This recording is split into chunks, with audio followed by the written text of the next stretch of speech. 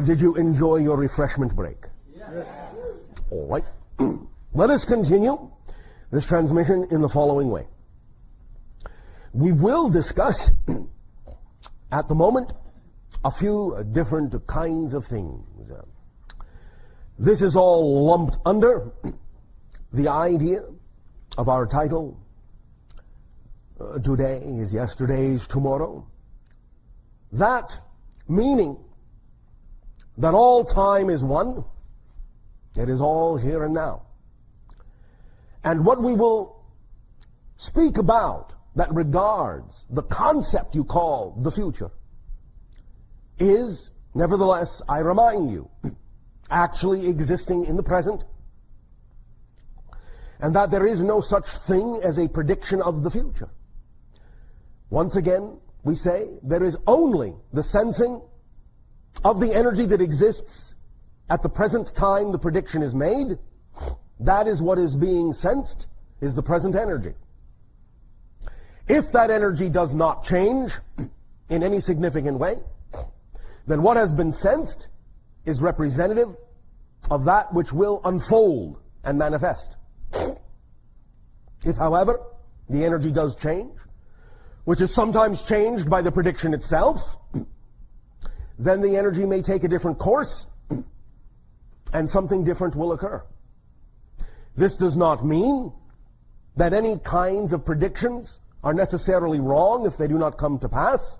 It may simply be that they were sensing an energy that has changed, since all predictions are of the present energy.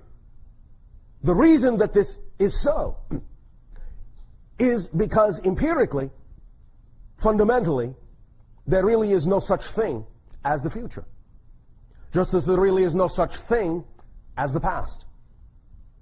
Everything is simultaneously coexistent, and you cannot actually prove the existence of either the future or the past. But wait a minute, Bashar. We have evidence from the past. Do you now? And exactly where is that evidence? Oh, here in the present. That's correct. And that's the only place it exists, is in the present. And what you call the past is simply another dimension, a different frequency, a different wavelength of experience that exists right now alongside your own present. There may be a cross-connection of continuity being made to make it appear as if there is a linear connection from past to present to future. But that continuity connection, that continuity illusion, is being created from the present, always. So when you say, here is evidence of the past, what you are saying is, you have created a linkage, a bridge, a connection, to a simultaneously concurrent reality in such a linear space-time manner as to create the illusion of cause and effect, because it serves a purpose for you to experience the idea of the process of creation from a beginning to an ending. That's all you're doing. But there is no actual proof of the existence of the past, because there is no such thing. That is why it is also easy to cross-connect to other lives, because they all exist now. And thus then, if it truly was that they were in the past, or truly was that they were in the future, you would not be able to really make that linkage. There is only one moment. It is now. Everything happens in the now. Everything that appears to be a different moment is actually a different perspective of the same now. A different point of view, a different angle, a different picture, a different photograph. But it is all part and parcel of the same infinite now, in which everything exists and everything occurs. So, in terms of what we are about to say about things that may unfold, again, remember, we are reading the energy as it exists now. But it is always your world and always your choice to allow the momentum of many of these things to continue, to allow the inertia of many of these things to unfold, or to choose a different course and create a new reality experience that you can shift to. When we talk about the idea also of everything being now, the idea again is to remember, and we would like to reinforce the notion that you keep in mind that all changes are total changes in the sense that you shift from one reality to another. You shift, in a sense, your point of view, because you already exist in all the realities that you're ever going to exist in. So it's not even a matter of actually changing from one reality to another. It's an issue more of closing your eyes, closing your focus in one reality, and opening them in another in which you already exist, or at least a version of you does. The idea of changing is never that you will change anyone else, never that you will change the world, not even in a sense that you'll actually change yourself. It is simply that you shift to a reality whose vibration is already reflective of the reality vibration you now prefer, and start looking with your consciousness through the eyes of the version of you that already exists in a reality reflective of what that version of you represents. So you've never changed anyone, never changed the world. The world that you used to look through the eyes of still exists, always will, and will always experience itself as it is. But you can experience a new earth, a new reality, depending upon your vibration. And that's why we say all you have to do to change the world is change yourself. Because you will never actually change the world. You will only change from one perspective to another. But that will appear and feel and be experienced as a new world. And all the individuals who have representations in that world, you will experience. Individuals who do not have representations in that world, you will not experience. It is as simple as that. For a while, you may continue to experience the idea of people who have representational vibrations that are not necessarily fully aligned with the world that you prefer. But that's also because you are not fully aligned yet with the world that you prefer. And so there will be, as you say, a potpourri, a mixed bag for a while, and you will still for a while be capable of experiencing people who do not necessarily vibrate in accord with you. But that's still for the purpose of giving you the option to reflect off of them what you are by seeing what you are not. For many of you still understand what you are in that way. But the more and more you understand who you are for its own sake, without necessarily needing to see a counter offer of what you are not, more and more of you who do not need that will no longer see that. You will simply find yourself one day interacting pretty much only with the individuals who are similar in nature, similar in vibration. And you may scratch your heads and wonder where all the other people went. But they will still be on the world that you no longer look through. And they will still be living their lives as they wish to, as they have chosen to. And it's as simple as that. And neither, in terms of validity, is more important or better or right or wrong than the other. They are all part and parcel of the infinite choices within all that is. Allow them to all be valid. Allow all to make the choices that they need to make. And by doing so, it will be that much easier for you to allow yourself to experience the reality that you prefer. Now, as we read the energy now, many things are changing, many things are shifting, and this is what we perceive at the moment. You have begun to experience the breakdown of some of your economic systems. You have begun to experience some shifting in your political worlds. This will continue. And again, as we have always said, the idea is not to change the old systems, but to have new systems in place, ready to go when the old systems fall apart. That will be part and parcel of taking action in the new world, in the new way, creating that vibration that is representative of the reality you wish to take yourself to. So that when you shift, and in that shift, experience the old ideas falling away, falling apart, crumbling all around you, you will have the capacity to attract to yourself new systems, either invented by you or others that you will attract yourself to be able to facilitate the new ideas, the new perspectives, the new ways of doing things in the new reality you will have shifted to, which can then be implemented rapidly. Now, as it stands in this moment, what you are doing with your economic structure may carry you for about 5 of your years. Then there will be what you call another collapse. But at that time, in 5 years, there will be other systems that can rapidly replace what has then been washed away. So, do not fear. Never approach these things with fear, for that will determine what reality you experience. So obviously what we are perceiving and what we are sharing with you is part and parcel of the reality, of the vibration of your preferred reality, which does not mean there will not be change, sometimes even very dramatic change. But remember, as we said, an event is not an event until you have responded to it.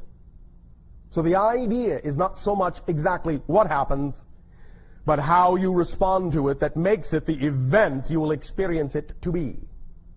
So respond well to all these things, and they will serve you well in the new reality. Respond negatively, and that's the reality you will remain in. So in 5 years, you will see, most likely, the opportunity to reinvent some very fundamental economic principles on your planet that will begin to take you, not right away, but will begin to take you toward an understanding of the true worth and the true value of the individual members of a society, which will ultimately lead to an economy actually based on the actual skills and talents of the individuals in a society, which will be in that context uncorruptible. The idea in that sense will be that as you approach the concept of a global organization, it will be one that allows borders and barriers to be crossed and to be dissolved, because it will be the skills and talents of individuals that will cross those borders to be of service to others who need their services. And as you begin finding more and more teams of individuals being sent around the world to aid and assist those that require their assistance, you will suddenly begin to see the threads being woven of the tapestry of a new economy. And bit by bit, within a few decades, you will realize that no longer will you require an artificial symbol to represent the idea of value and exchange.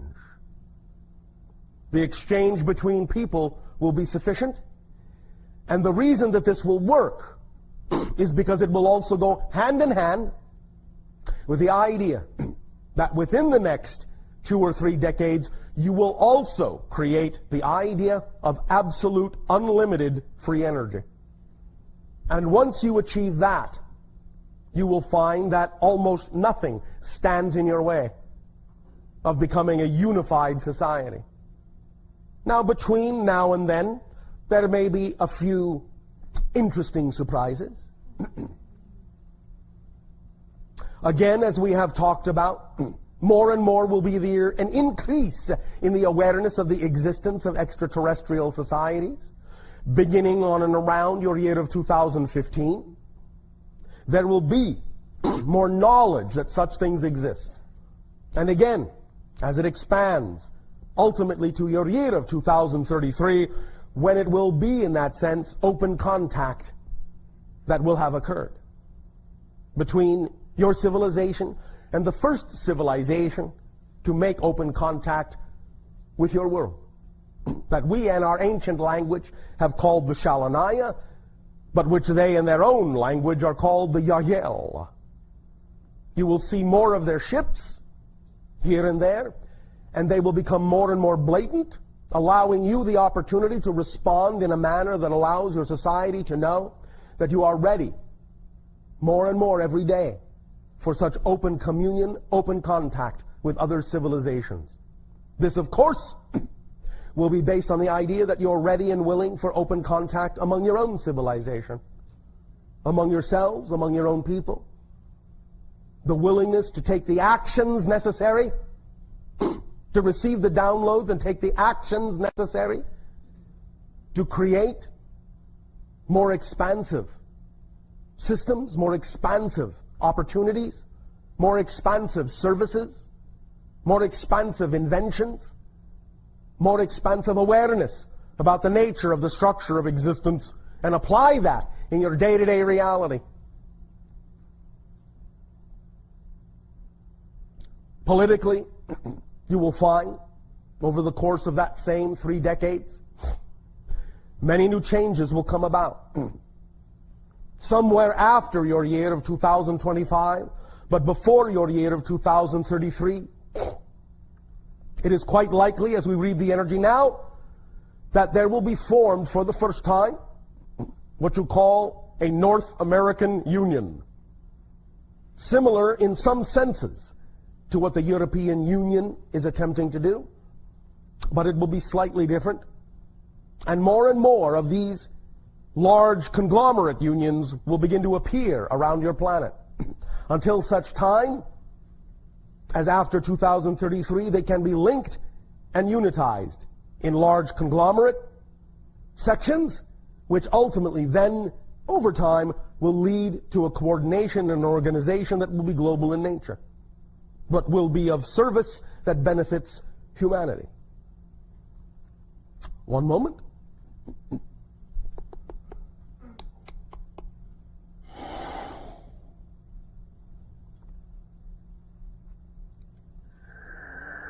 As has been said,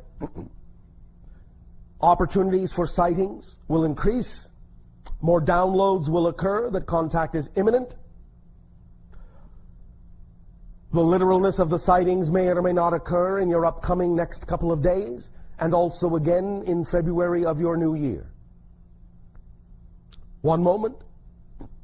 To allow for some of these transitions to take hold, take root, without our interference, we will once again go offline for the transition of your present to new year.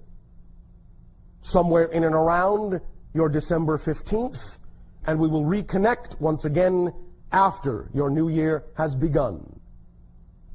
One moment. The channel and the original agreement that was made within the oversoul, of which he and I are aspects, was that there would be a delivery of information for no less than 9 of your orbits. We are now approaching a time in what you call 2 orbits that will represent 3 times the original agreed upon amount. Once it reaches its 27th year, it will then take a different form. For the next 3 years thereafter, until your year of 2013. We will not instruct at this time what this different form will be, but it will be by our calling alone in terms of how it shall occur. In the manner of the channeling as you understand it now, to no society to whom we have channeled does any channeling in one form last more than the length of an Sasanian lifetime. But because our dimension is 10 times faster than yours, our lifespan of 300 years translates into your reality as 30 years. So when the 30th year occurs in 2013, there will be a transition of how this information is delivered. There will be a transition, as we said, in the 27th year. There will be a difference in the last 3 years until the 30th year, and after that there will be a complete transformation of how this information is delivered. But it will go hand in hand and be part and parcel with many of the changes that are upcoming, and will represent many of the new systems that are required for implementation in terms of the educational systems on your world. And it will dovetail, as you say, into some of those educational systems and lay the foundations for new interactive educational systems that shall be widespread in the years to come after 2013. One moment.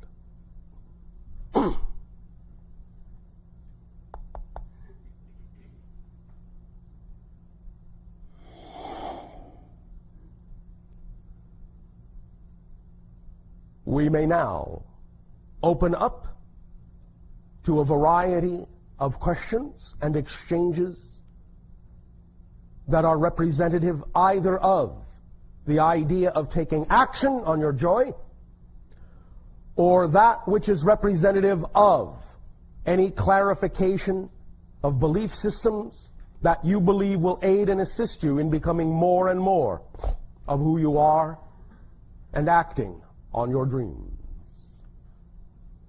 You may begin this portion of the transmission. Good day, Bashar. And to you, good day. How are we? We are fine. How are we? Perfect. Thank you for asking. Okay, so I kind of want to talk about downloads. Downloads. Yes. All right. Last night, Yes. as the channel session was going on, the lights kept flickering, and I felt like a string being pulled from my third eye. Yes. Can you tell me what was going on there? The idea, again, is that we were talking about the pineal gland, which you euphemistically refer to as the third eye. Thus, the idea is that there was more activation of that particular energy center of the body, and when that energy center of the body is more highly activated, it expands one's ability to perceive into other dimensions. But doing so actually also expands the electromagnetic field around the body. It can, for a while, until stabilized, be a little bit erratic. And when interacting with other electromagnetic fields, of which there are a plethora on your planet, it may cause contrary waves that will cause feedback loops in some of the existing electromagnetic systems that are in your immediate proximity, so as to cause fluctuations in their fields. Would like a cell phone be interrupting that then, for example? It can. Okay. Or it can be interrupted by the expanding field from your body. Okay. Or even activated. Was that why the lights were flickering then? In some sense, yes. Okay. And then later on that night, around a little after 3 a.m., my pineal gland was activated. Yes. And I was listening to a new ITOM lab track that was still in creation. And basically I had some incarnational experiences, and I felt all of my chakras basically align and vibrate. All right. And I felt like, my whole body basically kind of leave itself. But your body left itself? Well, I left my body. Well, in a sense, you expanded beyond the parameters of your physical form. Yes. So, with all that being said, I've actually, with the incarnation thing, I've come to find on my own one of the incarnations called Ion, and I was just hoping you could maybe expand on maybe what had happened last night, what I should be picking up on. The idea is that it was a template of a future, what you call a future incarnation. The template being shown to you, given to you the frequencies thereof to match in order to move forward and toward that vibration. Okay, and how can I, from what had happened, put that into action? Spend more time in the non-physical planes, or meditate on that How more? does your imagination wish to put it into action? Through creativity. Well, then, do so. Okay. Could you tell me a little bit more about Ion? It is a being of spontaneity, of spontaneous creation, that is highly technological in the sense that it is strongly connected to electromagnetic fields and their instantaneous manipulation. Cool. There's that temperature again. Yes. Okay, so what about with TAVE? Ion and TAVE have a relationship. Can you tell me about that? Not at this time. Okay. Except to say this. One pulls you to the future, and one grounds you to the Earth. Interesting. So that you have a complete circuit and won't short yourself.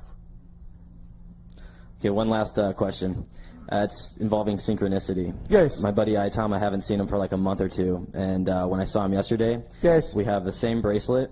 Yes. We have the same pair of shoes. Yes. And we both have crystal necklaces. He's got moldavite, and I've got a quartz. Yes. What's going on there? Synchronicity. Synchronicity being that you are operating on similar wavelengths and therefore will reflect that through similar expressions.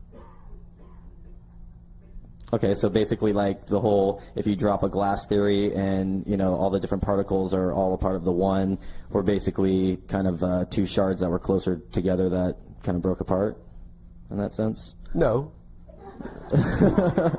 The idea being, of course, that on a certain level everything is one, and all of you are shards of the one. Yes. But in the terms in which you meant it, synchronistically, the idea is that if you are vibrating on a similar wavelength, then you will experience similar things simultaneously. Oh, all right. Thank you. Thank you.